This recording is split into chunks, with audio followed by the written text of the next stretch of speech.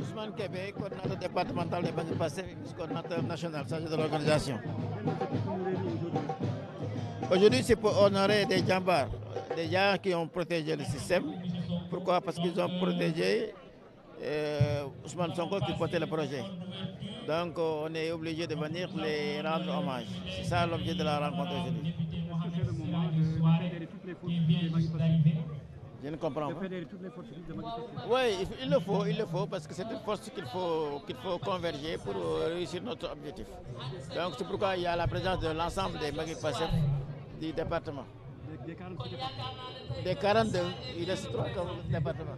Des 46 départements. Des 42 parmi 45. Maintenant, est-ce que comptez-vous accompagner votre vision, accompagner l'État? Notre vision, on est complémentaires. L'État est là, nous on est là aussi, on doit les compléter. Les deux forces complémentaires.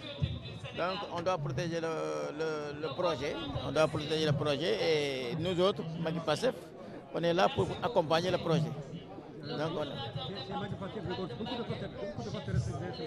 non, on est sage, nous sommes mag, mais on est là, on a de l'énergie et on va prendre notre énergie pour gérer la continuité. Ce qui est du dialogue, ce qui est prêt à participer au dialogue, si on vous invite? Oui, ça dépend. Oui, on va participer à notre manière. Oui, à part les prières des fois. Quel est le secret des Magui Pastef, le secret? C'est l'engagement et la sagesse. Oui, et puis on a un esprit très sain et puis on avance avec les jeunes. Eh, Soumaré. Merci. Honorable. Pour votre nouvelle nomination, Oui, c'est un élément, c'est un nouveau élément dans ma vie. Et je vais mettre au travail pour péter ces nominations. Oui, on va se battre pour réussir. Alors, on a l'habitude de le faire. Je pense que Kermassar va gagner, le Sénégal et tout le monde. Merci beaucoup. Merci. Bon, le mot wax dañ fi desee pour sargal waa kaaraange Ousmane Sonko. Je peux dire que le kaaraange Ousmane Sonko mooy kaaraange projet bi, donc moo tax ñu tey ñu andi leen pour jëm leen a accompagner sargal leen. Ok.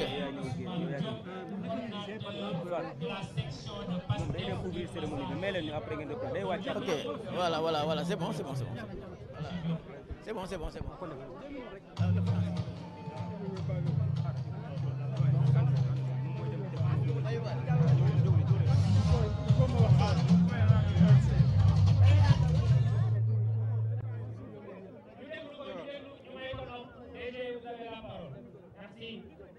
Assalamu alaikum waa Kër Massar.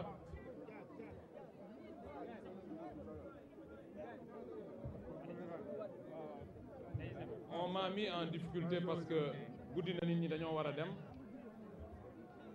et je dois clôturer en étant le plus complet que possible, en ayant bien entendu peu de temps.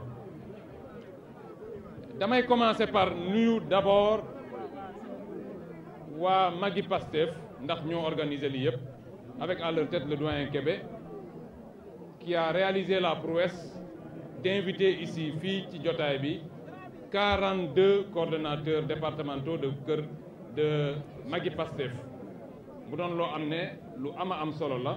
Cela témoigne de la vitalité de la structure Magui Pastef. su ma leen nuyoo ñoom ba pare damay nuyu ñi nga xam ne dañ leen fi invité ñu ñëw. Ils nous ont fait l'honneur de venir avec à leur tête les députés Maïmouna Bousso, Ramatoulaye Bodian et mon ami et frère le directeur général de la LONASE. ñooñu ñoo leen fi invité ñu ñëw fi. En dehors de, il y a bien entendu les deux députés du département, Mohamed Siradio Souare et Ramatoulaye Ndom. bu ma nuyoo ñooñu damay nuyu aussi l'ensemble des militants de PASTEF au niveau de Kër Massar. may defal une mention spéciale à tous ceux-là, à tous ces militants ñi nga xam ne li ñuy def c'est quelque chose qui me touche au plus haut point. ñi nga xam ne dañoo toog autour de moi di ma jàppale. C'est ça qui me donne du courage et comme le disait Ousmane Sonko man ku ma jàppale nekk ak man parce que ñun li ñu gëm c'est très clair, c'est le projet amul leneen derrière. Tant que yéen a ngi nekk sama ginnaaw ñu ànd vous n'aurez jamais aucune forme déception parce que man je suis dans le projet je suis pour le projet et je ne vis que pour ça loolu laay def moo tax du ngeen ci am kii dama leen di remercier bu baax a baax tous ces gens envers le staff ñi ñu xam ak ñi ñu xamul ñëpp dama leen di nuyu tey gisuma la triade il me semble qu'elle n'est pas complète aujourd'hui Babacar alors bu ma nuyoo ñooñu ñëpp nag ba pare damay revenir sur ñii nga xam ne dama leen wax ne leen nañu taxaw autour de moi mooy la sécurité de Ousmane Sonko ñu war leen a rendre un vibrant hommage man fépp fu may dem damay dégg parfois gars yi di ko wax di ŋàññ li ma yor sécurité mais man je suis fier d'être avec vous yéen ñii ma àndal ndax nit ñi dañoo xamul rek nit ñi dañu xamul lan moo nekk ci diggante bi mais man nekk chef de la sécurité moo ma gën a leneen lu ma mën a am dans Pastef parce que c'est une position de confiance d'abord du président Ousmane Sonko Ousmane Sonko ñi mu gën a wóolu defe naa c'est les gens de la sécurité parce que bu ñi nga xam ne ñoo lay encadrer à chaque fois ñooñu ñooy tes véritables parents ma bëgg leen a rendre un hommage parce que bi dara doonul dara maa ngi fàttaliku je vous rappelle un peu jour bi ma njëkkee ñëw dugg ci biir sécurité bi ndax dama ñëw en catimini yéen a ngi nekkoon Ziguinchor ak Ousmane Sonko c'était l'élection de 2019 ma ñëw woo Ousmane Sonko mu ne ma maa ngi fii ñëwal ma ñëw directement defe naa am ku ma ne nii daf maa laal rek ma naaw Ousmane Sonko di reetaan ne leen non non non kii moom bu leen ko laal et à partir de ce moment je pense que l'histoire s'est poursuivie may wax ni li ngeen won Ousmane Sonko parce qu'au départ bu yeboo ñu wax ni c'est la ligne dure ou l'aile dure de Pastef man ci aile boobu lay des pour man tous ceux qui ont fait des choses contre les Sénégalais doivent en répondre man loolu laay dund looloo ma gënal ay nekk DG port wala nekk quoi que ce soit naa dem sama kër toog fa mais nañ lijjanti waa APR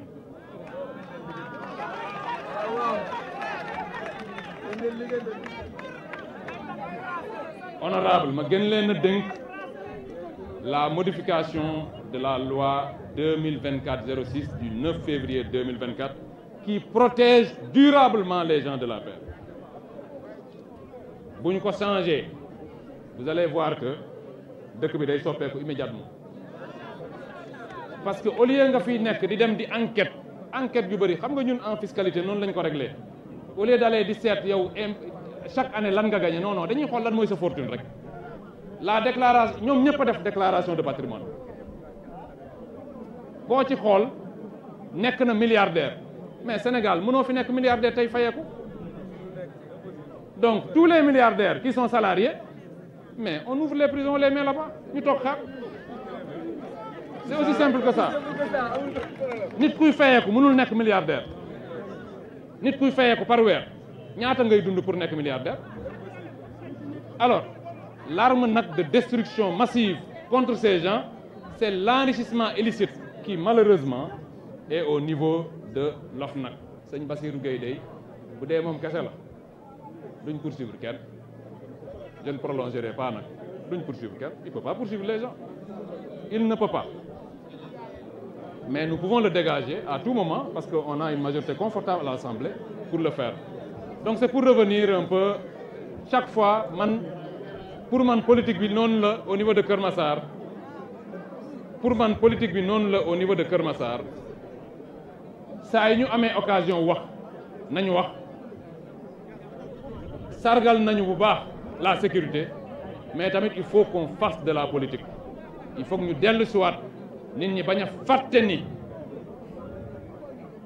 le système est encore là le système du élection rek moo koy dindi système bi dafa mel ni benn kër boo daaneel mais les fondations da nga koy gas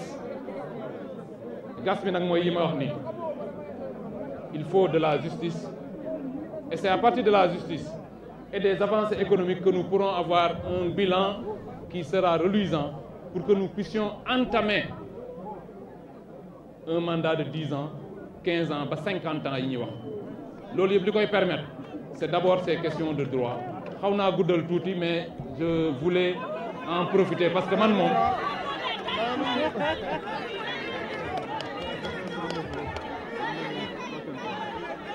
non dama leen di jox rendez-vous prochaine fois damay bañ waa APR tiit torop parce que yéen da ngeen leen di tiital damay gis ngeen di bind ci réseaux sociaux yi Waly Diouf Bodiang ministre de la justice ou ministre de l'intérieur mais loolu mënul am non loolu mënul am d'abord parce que ñañu fa teg ils font très bien leur travail ensuite man bu ñu ma fa defee gars yi dañuy daw dem bu ñu annoncé gouvernement bi 19h 20h gars yi dañuy xëccoo frontière bi donc jaru ko faut pas trop leur faire peur man je suis très bien au port je vais garder le port bàyyi rek ma dem port